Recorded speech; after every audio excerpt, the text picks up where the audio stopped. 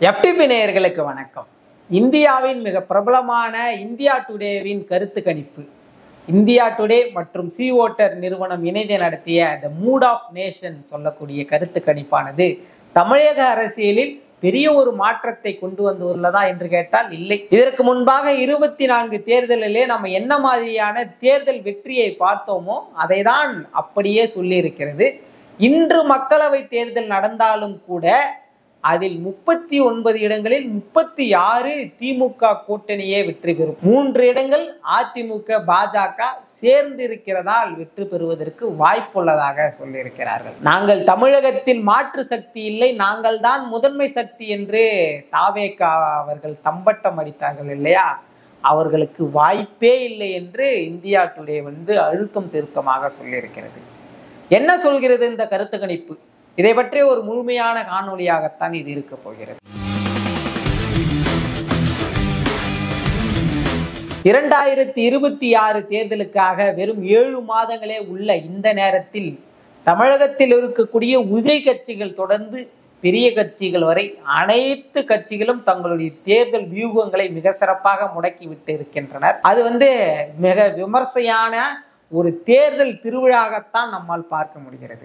இதெல்லாம் ஒரு புறம் இருக்க, தமிழகத்தின் எதிர்க்கட்சி தலைவர் தமிழகத்தை மீட்போம் மக்களை காப்போம் என ஒரு எழுச்சி பயணம் மக்களை எல்லாம் போய் சந்திக்கிறாரு. இன்னொரு புறம் தாவேக தலைவர் 2வது மாநில மாநாடையே நடத்தி முடிச்சிட்டாரு. பெரிய அளவில் அவர் வெளியே வரலாம் கூட மாநாட்டுக்கு வந்துட்டாரு அப்படின்னு தான் எல்லாரும் பார்க்கப்பட்டது. இந்த நிலையில கருத்து கணிப்புகள் அனைத்தும் 2 எதிர்கட்சிகள் அப்படின்னு சொல்லக்கூடிய இந்த கட்சிகள் மிக வலிமையா இருக்காங்க. அப்ப திமுகவுக்கு வாக்கு சதவீதம் பெரிய அளவுல குறையும் அப்படின்னு பலராலும் பார்க்கப்பட்டாலுமே கூட இந்த கருத்து கணிப்பு அதற்கெல்லாம் ஒரு முற்றுப்புள்ளி வைக்கும் விதமாக இன்றும் திமுகவிற்கு சாதகமான களமாகத்தான் இருக்கிறதாக நம்மால் பார்க்க முடிகிறது. அதில் மிக முக்கியமான காரணம் தாவேகாவின் வளர்ச்சி. தாவேகாவின் வளர்ச்சியானது திமுகவின் வீழ்ச்சியாக இருக்குமா என்று கேட்டால் இல்லை. தாவேகாவின் வளர்ச்சியானது அதிமுகவின் வீழ்ச்சியாக இருக்கிறதா என்ற ஒரு கேள்வியும் நமக்கு எழுப்பப்படுகிறது. பாஜக பேசக்கூடிய அதே கச்சத்தீவு விவகாரம், திமுகவுக்கு எதிராக சொல்லக்கூடிய அதே ஊழல் குற்றச்சாட்டுகள், இது எல்லாத்தையும் தாவேகாவும் தொடர்ந்து முன்வைக்கிறது. அப்படி பாஜக சொல்லக்கூடிய அனைத்தும் திமுகவை பார்த்து பேசும் பொழுது அதிமுகவின் வாக்குகள் அனைத்தும் சிந்தாமல் சிதறாமல் தாவேக பக்கம் போவதற்கான அனைத்து வாய்ப்புகள் உள்ளதாக 2வது மாநில மாநாடுக்கு முன்பாக சொல்லப்பட்டது. வெறும் சொல்லப்பட்டது. ஆனால் மாநில மாநாட்டுல எம்ஜிஆர் அவர்களுடைய புகைப்படம், திராவிட கட்சியின் வழித்தோன்றலாக இருக்கக்கூடிய அண்ணாவின் புகைப்படம், ஏன் கலைஞருடைய புகைப்படத்தை வச்சிருந்தா ஒருவேளை திமுக ஓட்டு வந்துடும். ஆனா திமுகவை தானே இவங்க நேருக்கு நேரா எதிர்க்கிறாங்க. அதனால ஒருபோதும் அதை பண்ணிட முடியாது. அதனால எப்படியும் திமுகவிற்கு ஒரு சாதகமா இருக்க வேண்டும் என்பதற்காக அண்ணாவின் முகத்தை வச்சுக்கிறாரு விஜய். இன்னொரு புறம் எம்ஜிஆருடைய புகைப்படத்தை வச்சிருக்கிறாரு.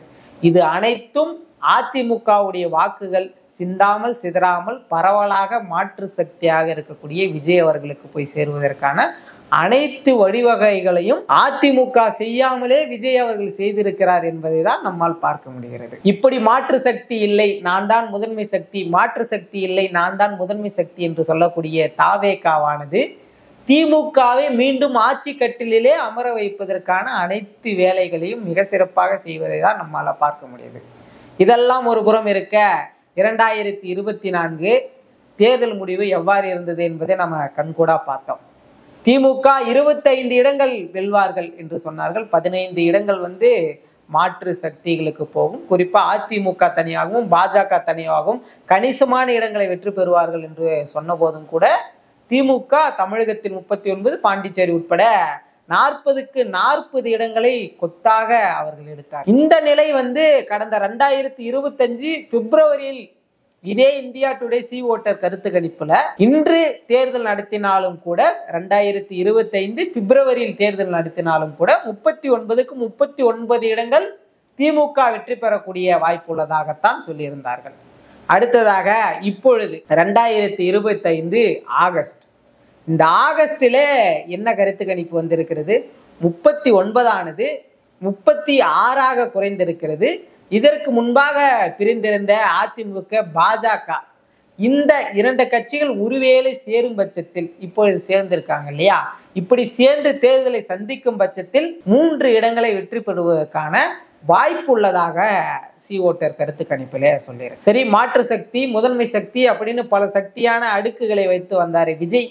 அவர்களுக்கு என்ன வாய்ப்பு இருக்கும் அப்படின்னு கேட்டா, மக்களவை தேர்தல் நடத்தினால் நிச்சயமாக துளி கூட வாய்ப்பு இல்லை என்று கணிசமாக சொல்லி இருக்கிறார்கள். ஆனா கணிசமான வாக்குகளை பிரித்து செல்வதற்கான வாய்ப்புகள் உள்ளதாகவும் ஓட்டர் கருத்து கணிப்புல தெரிவிச்சிருக்கிறாங்க. இதையெல்லாம் வைத்து நம்ம ஓரலா பார்க்கும்பொழுது மக்களவை தேர்தலுடைய எண்ணிக்கையானது ஒருவேளை குறைந்தால் அது சட்டசபை தேர்தலிலே பாதிப்பதற்கான வாய்ப்புகள் இருக்கும். ஆனால் மக்களவை தேர்தலில் வெறும் 3 சீட்டுகள் மட்டுமே குறைகிறது என்றால் 3 6 18, அப்போ 18 இடங்கள் மட்டுமே குறைகிறது.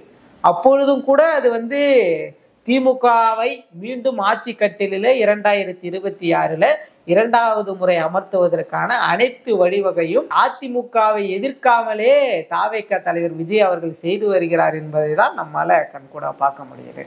ஓட்டர் கருத்து கணிப்பு ஒரு புறம் இருக்க, எடப்பாடி பழனிசாமி அவர்களுடைய இந்த எழுச்சி பயணம் இதை பாஜகவினர் எந்த அளவுக்கு இணக்கமாக செல்கிறார்கள் என்று பார்த்தால், கூட்டணி என்ற மனப்பான்மையோடு இணக்கமா இருக்காங்க. ஆனாலும் இன்று வரை கூட அண்ணாமலை என்ற ஒரு பெரிய ஒரு சக்தி பாஜகவில் இருந்துட்டு தான் இருக்கு. அண்ணாமலை வெளிவந்த பிறகும் கூட அண்ணாமலையின் அந்த வெளியேற்றத்தை ஏற்றுக்கொள்ள முடியாதவர்கள் இன்று வரை எடப்பாடி பழனிசாமி அவர்களை ஏற்றுக்கொள்ள தயங்குகிறார்கள். அதுதான் நிதர்சனமான உண்மை. அப்படி அண்ணாமலை வாங்கிய 11% அந்த ஒட்டுமொத்த வாக்கும் வருகிற 2026 தேர்தலில் மொத்தமா வருமா என்று கேட்டால் அது சாத்தியமில்லை என்றுதான் பொருள்படுகிறது. அதெல்லாம் ஒரு புறம் திமுகவின் பேச்சையே அப்படியே பேசுகிற தாவேகாவிற்கு போகலாம், அல்லது மாற்று சக்தியாக இருக்கின்ற தொடர்ந்து களத்தில் இருக்கின்ற நாம் தமிழருக்கும் கூட போகலாம்.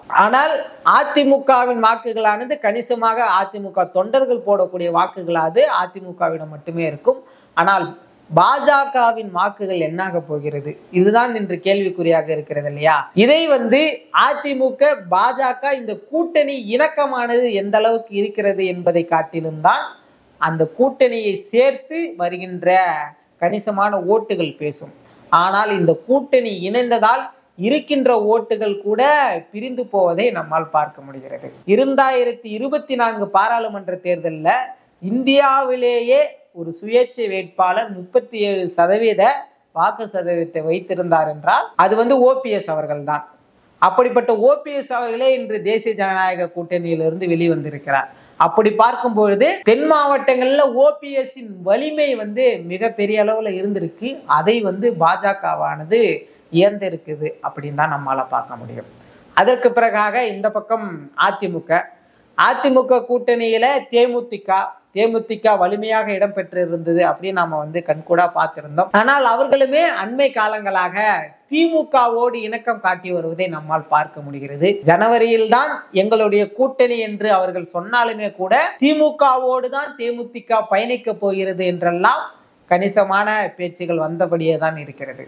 2026 தேர்தலுக்கு முன்பாகவே விஜய் அவர்களும் கூட விஜயகாந்த் அவர்களுடைய அந்த இணக்கமான பேச்சு, விஜயகாந்த் அவர்களை 2வது மாநில மாநாடுகளை குறிப்பிட்டு பேசுவதாக இருக்கட்டும், இதையெல்லாம் வைத்து தேமுதிகவாது தாவேகாவோடு இது இணையுமா என்று பார்த்தால் தேமுதிக தலைவர் மிக தெளிவாக சொல்லியிருக்கிறார். அவரின் தம்பி மட்டும்தான், அண்ணனை பற்றி பேசியதற்காக தான் நாங்கள் கூட்டணி வைக்க முடியாது அப்படின்னு சொல்லியிருக்காங்க. இதெல்லாம் ஒப்பிட்டு பார்க்கும்பொழுது 2026 தேர்தல் தாவேகாவின் வளர்ச்சியாக இருக்கும், அது திமுகவின் மிக பெரும் வளர்ச்சியாக இருக்கும்.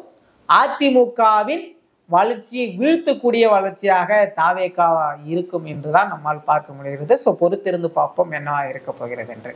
நன்றி.